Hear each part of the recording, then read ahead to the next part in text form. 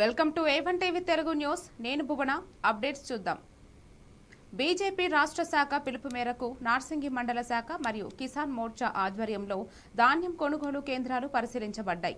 BJP నేతలు మాట్లాడుతూ కేంద్రాలు తెరిచినప్పటికీ కొనుగోలుకు అవసరమైన చర్యలు లేకపోవడంతో రైతులు ఇబ్బందులు పడుతున్నారని పేర్కొన్నారు. కాంగ్రెస్ ప్రభుత్వం స్థానిక ఎన్నికలపై దృష్టి పెట్టి కనీస సౌకర్యాలు ఏర్పాట్లు చేయలేదని మండిపడ్డారు. తక్షణమే కొనుగోలు ప్రారంభించాలని, కేంద్రాల్లో మౌలిక సదుపాయాలు కల్పించాలని బీజేపీ డిమాండ్ చేసింది. ఈ కార్యక్రమంలో బీజేపీ నాయకులు శుర్ణచంద్ర శేఖర్, ఏన్నం లింగారెడ్డి, సత్యపాల్ రెడ్డి, హరిబాబు, లక్ష్మణ్, నరసింహులు తదితరులు పాల్గొన్నారు.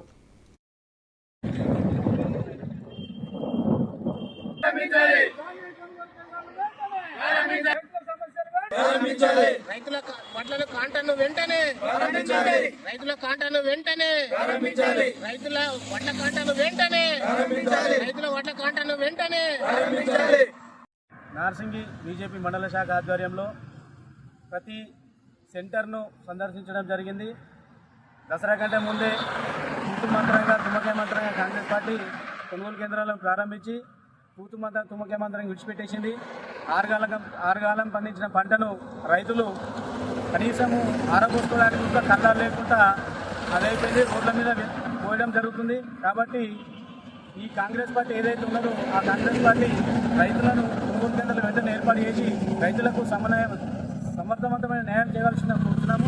అట్లాగే గతంలో రేవంత్ రెడ్డి గారు ఇచ్చిన హామీలల్లా 500 రూపాయలు బోనస్ ఇస్తా అని చెప్పి కనీసం ఇప్పటి వరకు కూడా బోనస్ ఇవ్వలేని పరిస్థితి రాష్ట్ర కాంగ్రెస్ సీఎం రేవంత్ రెడ్డి గారు ఉన్నది. కాబట్టి గతంలో కూడా కేసీఆర్ గారు 10 సంవత్సరాలు పరిపాలన చేసి కూడా నేనే ఉన్నా, లాస్ట్ ఉన్నవాడు కూడా నేనే బొక్కేస్తాను, నేనే అన్నం వేస్తా అని చెప్పినటువంటి కేసీఆర్ కూడా 200 రూపాయలు బోనస్ ఇస్తానటువంటి ఆనాడు ముఖ్యమంత్రి చేయలేడు.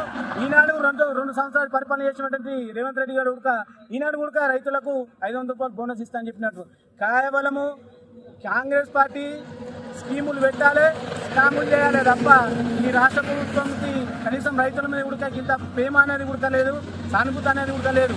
కాబట్టి మేము నార్సింగి మండల శాఖ తరఫున డిమాండ్ చేస్తున్నాము, వెంటనే కొనుగోలు కేంద్రం ఏర్పాటు చేయాలి. లేని పక్షంలో ఎన్హెచ్ పార్టీ తరఫున భారతీయ జనతా పార్టీని రైతులను వెంబడేసుకొని ధర్నాకు దిగుతాం ఖచ్చితంగా హెచ్చరిక జారీ చేస్తుంది.